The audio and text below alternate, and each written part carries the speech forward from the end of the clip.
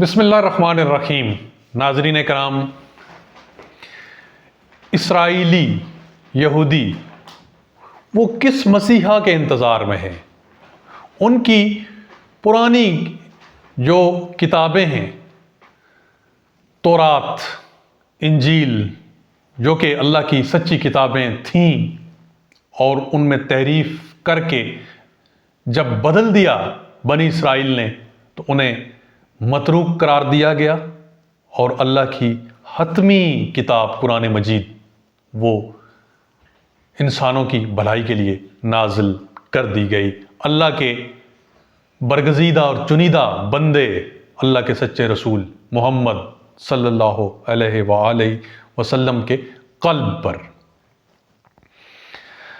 آج ہم یہ سمجھنے کی کوشش کریں گے کہ یہودی کس مسیحا کے انتظار میں ہیں۔ انہیں ان کی کتابوں میں یہ بشارت دی گئی تھی کہ ایک مسیحا آنے والے ہیں جو ان کے نجات دہندہ ہوں گے۔ پہلے جو نجات دہندہ رسول ان کی طرف مبعوث کیے گئے، انہوں نے ان کی تردید کی، یہاں تک کہ انہیں قتل کیا، جیسا کہ زکریا علیہ السلام، زکریا علیہ السلام کے بیٹے یحییٰ علیہ السلام، وہ یکے بعد دیگرے شہید کیے گئے، یہاں تک کہ انہیں کاٹ دیا گیا۔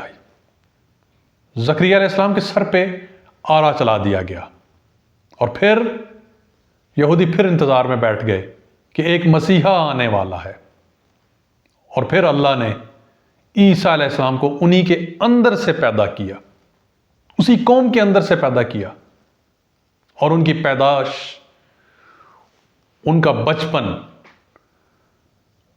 وہ معجزانہ تھا کہ پنگھوڑے کے اندر عیسیٰ علیہ السلام نے ان سے کلام کیا، لیکن یہ لوگ یعنی اللہ کے بندے اور اللہ کے رسول عیسیٰ علیہ السلام اور ان کی والدہ مریم علیہ السلام پر بے ہدہ الزامات لگانے لگے۔ اور جب عیسیٰ علیہ السلام نے اپنی تبلیغ کا آغاز کیا، اللہ نے انہیں نبوت عطا فرما دی، تو ان کی تردید کی، یہاں تک کہ انہیں قتل کرنے کا ارادہ کیا۔ یہ تو اللہ ہے جس نے اپنے بندے کو ان ظالموں سے محفوظ کر لیا اور اپنے بندے کو آسمانوں کی طرف اٹھا لیا۔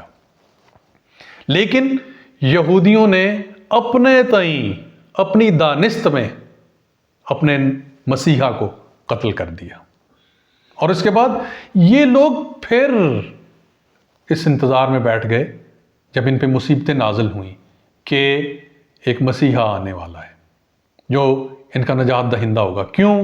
مار پڑنا شروع ہوگی۔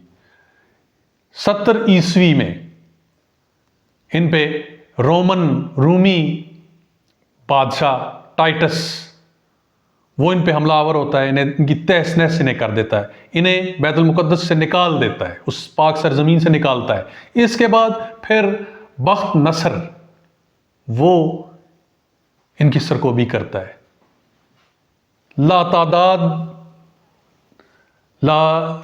انگنت لوگ بنی اسرائیل کے قتل ہوتے ہیں، اور باقی دنیا میں تتر بتر ہوتے ہیں، اپنے آپ کو چھپا کے، وہ اپنے آپ کو چھپا کر محفوظ کرتے ہیں۔ پھر یہ اسی انتظار میں کہ ایک مسیحا اللہ کی طرف سے آئے گا، کیونکہ ان کی کتابوں کے اندر اس مسیحا کی بشارت موجود تھی، اور اس مسیحا کے انتظار میں یہ مدینہ پاک یا کے بس جاتے ہیں، مدینہ کے ارد گرد بس جاتے ہیں کہ ان نے اس شہر اور اس علاقے کے بارے میں وہ نشانیاں نظر آتی ہیں کہ یہاں وہ مسیحا، ان کا نجات دہندہ وہ آئے گا، وہ آخری نبی، وہ آخری رسول وہ آئے گا۔ اور پھر کیا ہوتا ہے؟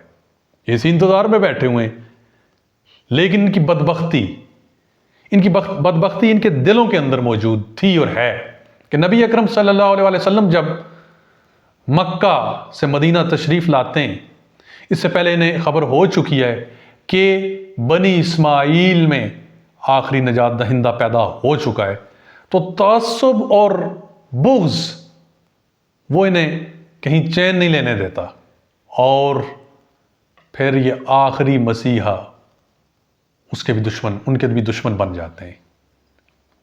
نبی اکرم صلی اللہ علیہ وسلم کے بارے میں انہیں کیسی پہچان اور کیسا علم تھا؟ سورہ بقرہ کے اندر قرآن مجید فرماتا ہے کہ اے رسول صلی اللہ علیہ وسلم، یہ آپ کو ایسے پہچانتے ہیں جیسے اپنے بیٹوں کو پہچانتے ہیں۔ اور انہی میں سے ایک صاحب عبداللہ بن سلام رضی اللہ تعالیٰ عنہ اسلام قبول کر کے نبی اکرم صلی اللہ علیہ وسلم کے سچے امتی اور صحابی رسول بنتے ہیں، تو وہ فرماتے ہیں کہ قرآن پاک سچا اور قرآن کا فرمان سچا کہ جی ہم نبی آخر الزمان کو ایسے پہچانتے ہیں جیسے اپنے بیٹوں کو پہچانتے ہیں، یہ بات تو حق ہے، لیکن میں اپنے بیٹوں سے بھی زیادہ ان کی پہچان رکھتا ہوں کہ میری بیوی وہ خیانت کر سکتی ہے میرے ساتھ، کہ کسی اور کا بیٹا وہ ظاہر کر سکتی ہے کہ وہ میرا بیٹا ہے، لیکن اللہ وہ جھوٹ نہیں کر سکتا، وہ جھوٹ نہیں بول سکتا۔ میں اس طرح اس رسول کو پہچانتا ہوں کہ یہ اللہ کے سچے نبی ہیں۔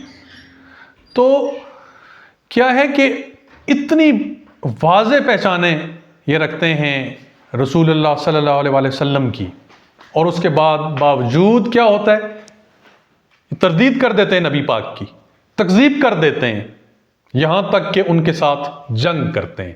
اور جو قرآن مجید سورہ بقرہ کے اندر فرماتا ہے کہ یہ رسولوں کو قتل کرتے ہیں، یعنی مضارع کا صیغہ ہے، ماضی کا صیغہ نہیں ہے، کیونکہ نبی اکرم صلی اللہ علیہ وسلم اس ٹائم موجود تھے ان کے سامنے۔ نبی پاک جو کہ ان کے بھی مسیحا تھے، ان کے بھی نجات دہندہ تھے، انہیں قتل کرنے کی 2 کوششیں کرتے ہیں یہودی۔ ایک مرتبہ نبی اکرم ان کی ایک گڑی ان کے قلعے کی دیوار کے سائے میں بیٹھے ہوئے، تو ایک یہودن اسے تیار کیا جاتا ہے کہ وہ چکی کے پاٹ نبی اکرم صلی اللہ علیہ وسلم پہ پھینک دے، تو وہاں پہ جبریل علیہ السلام آ کے آپ کو متنبہ کرتے ہیں کہ اے رسول صلی اللہ علیہ وسلم آپ یہاں سے تشریف لے جائیں کہ یہ سازش تیار ہو چکی ہے۔ تو وہ تو اللہ کا فرمان ہے نا، مکروا مکر اللہ واللہ خیر الماکرین۔ نبی اکرم وہاں سے اٹھ جاتے ہیں، دوبارہ زہر دیا جاتا ہے بکری کے گوشت کے اندر، وہ بھی ایک یہودی عورت دیتی ہے، اور نبی اکرم صلی اللہ علیہ وسلم وہ تھوڑا سا کھاتے ہیں تو آپ کو محسوس ہو جاتا ہے، آپ وہیں پہ روک دیتے ہیں، 2 دوسرے جو صحابہ تھے وہ کھا لیتے ہیں، اور وہ اسی زہر کی وجہ سے شہید ہو جاتے ہیں، اور اس عورت کو پھر ان کے قصاص میں قتل کیا جاتا ہے۔ اور نبی صلی اللہ علیہ وسلم کا جو آخری وقت جب آتا ہے تو آپ فرماتے ہیں کہ اس زہر کا اثر آج میں محسوس کرتا ہوں، میں اپنے جسم کے اندر محسوس کر رہا ہوں۔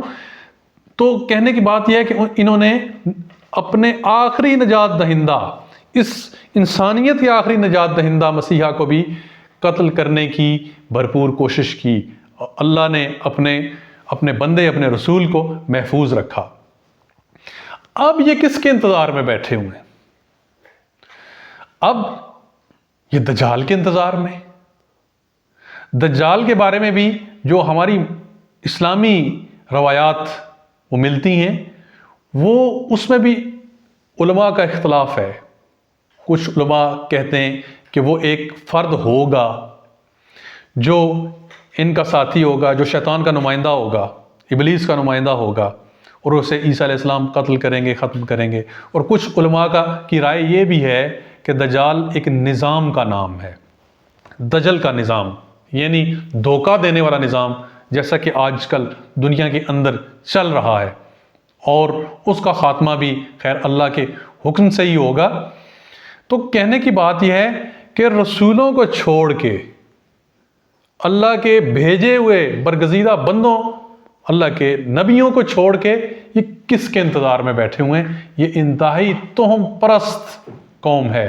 یہ وہ قوم ہے جسے اللہ نے فضیلت دی تھی جہانوں پہ فضیلت پانے والی قوم، تو ہم پرستی کا شکار ہے اور نہ جانے کس مسیحا کس نجات دہندہ کے انتظار میں ہے، اور حالانکہ ہونا ان کے ساتھ یہی ہے کہ یہ اللہ کے بندوں کے ہاتھوں قتل ہوں گے، ویسے ہی جیسے بنو قریظہ قتل کیے گئے۔